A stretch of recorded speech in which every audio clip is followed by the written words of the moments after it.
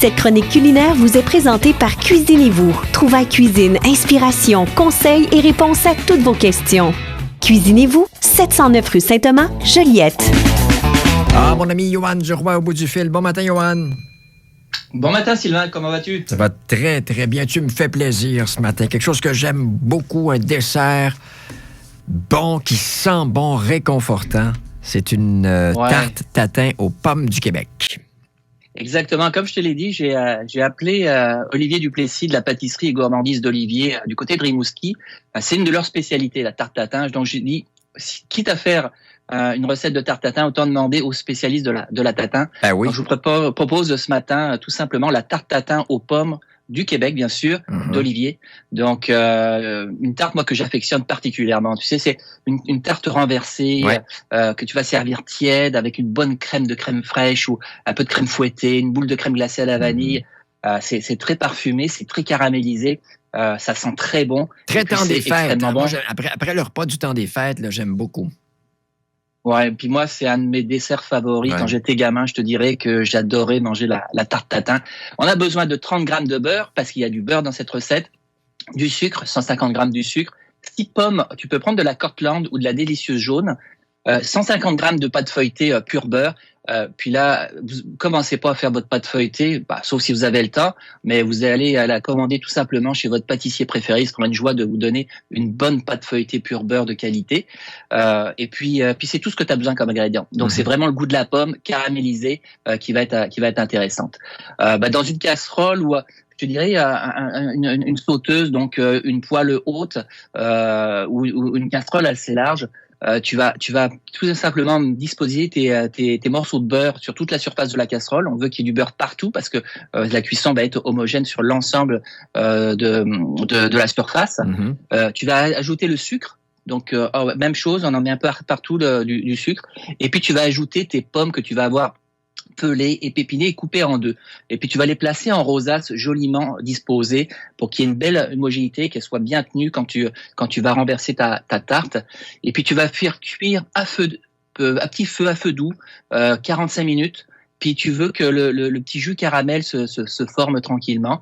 Et puis tu vas tout simplement réserver, laisser refroidir. Et puis tu vas recouvrir, une fois que c'est bien froid, tu vas recouvrir les pommes cuites de ta pâte feuilletée sur le dessus. Et puis tu vas enfourner ça 30 à 35 minutes, 350 degrés Fahrenheit. Et puis tu vas tout simplement ensuite sortir ça, réserver. Et puis tu vas mettre ça toute la nuit dans ton réfrigérateur. Tu vas réserver au frais toute la nuit. C'est le secret d'une bonne tarte tatin, c'est de la laisser figer 24 heures dans le réfrigérateur. Et puis après, tu vas démouler tout simplement le lendemain pour la servir. Donc, préparez votre tarte tatin la veille, laissez-la reposer la nuit dans le réfrigérateur, et puis servez-la le lendemain. Pour la servir, pour la démouler, tout simplement, tu vas chauffer légèrement. Puis avec ta main, là, tu vas pouvoir jouer un petit peu avec la feuilletée pour la faire circuler de part et d'autre, de gauche à droite. Et puis après, tu vas franco sur ton plan de travail, tu y vas. Et puis après, tu as juste à servir légèrement tiède, comme je te disais, avec une belle une crème fouettée dessus, de la belle crème fraîche, et puis tu as juste à manger. Moi, c'est la boule de crème glacée. Moi, c'est la boule de crème glacée. Tu as le droit. Une bonne crème glacée vanille, puis on a des bonnes québécoises. On a les Trichagnons qui fait une bonne crème glacée, t'as pure crème, là, vraiment onctueuse, c'est super intéressant. Sinon, vous avez aussi des glaciers qui font leur crème glacée maison aussi, qui peuvent être super intéressants à marier avec cette tarte tatin. Que du bonheur. Que du bonheur. Je suis passé chez nos amis de Cuisinez-vous. Puis, juste avant, Johan, j'ai noté que tu me parlais d'une variété, une ou deux variétés de pommes. C'est important de choisir la bonne variété de pommes pour dépendamment de ce qu'on veut faire avec? En fait, Cortland ou délicieuse, effectivement, quand il faut que ça soit des pommes qui puissent prendre la cuisson. T'as une cuisson lente, tu veux pas que ça soit une purée, tu veux que la pomme elle se tienne, qu'elle soit bien tenue quand tu vas démouler, puis qu'elle va pouvoir encaisser la cuisson. Donc la variété de pommes, en fonction de l'utilisation, c'est bien important. D'ailleurs, Pommes du Québec fait une espèce de guide des différentes pommes que l'on retrouve au Québec, qui vous permet de choisir les bonnes pommes quand vous avez des pommes à croquer, des pommes à cuisiner, des pommes à cuire. C'est important de bien les choisir. OK, parle-moi de Cuisinez-vous. Cuisinez-vous, oui, je suis passé, ils ont des petits aménagements qui sont faits dans le magasin, je vous invite à aller voir ça. Puis on m'a laissé dire dans l'oreille que le vendredi fou sera une semaine folle la semaine prochaine.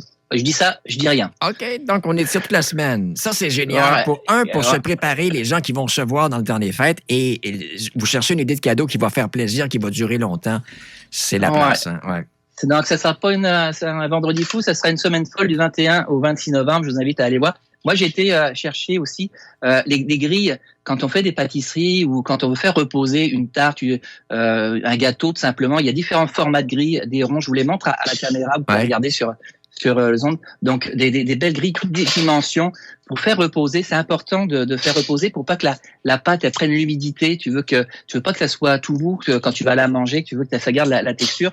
Donc, important d'utiliser ces grilles-là. Tu peux utiliser aussi ces grilles pour faire reposer ta viande, tu sais, le temps de repos, etc. Donc, ils ont une variété de grilles, des rectangulaires, des carrés, des rondes. Je vous invite à toujours en avoir une à la maison. C'est un outil bien pratique en cuisine. Et pour ceux qui nous écoutent à la radio, vous pourrez voir cette chronique sur goûterlequebec.com dans quelques minutes, le temps qu'on nous améliore au montage. Exactement. Puis sur les réseaux sociaux, suivez-nous. Je vous invite à vous abonner sur nos réseaux sociaux, que ça soit le Haut 103.5, Goûter le Québec aussi. Vous allez retrouver les recettes, des petits trucs, annonces, de conseils pratiques. Donc je vous invite à nous suivre et à vous abonner pour avoir toute l'actualité, même sur YouTube là pour les vidéos là pour avoir tous les accessoires que je vous présente chaque semaine. Merci mon cher. Bonne semaine. À la semaine prochaine. Salut, bye. Bye. Cette chronique culinaire vous a été présentée par Cuisinez-vous, une magnifique et grande boutique vous offrant plus de 15 000 produits avec toujours le meilleur rapport qualité-prix. Cuisinez-vous à Joliette au 709 rue Saint-Thomas.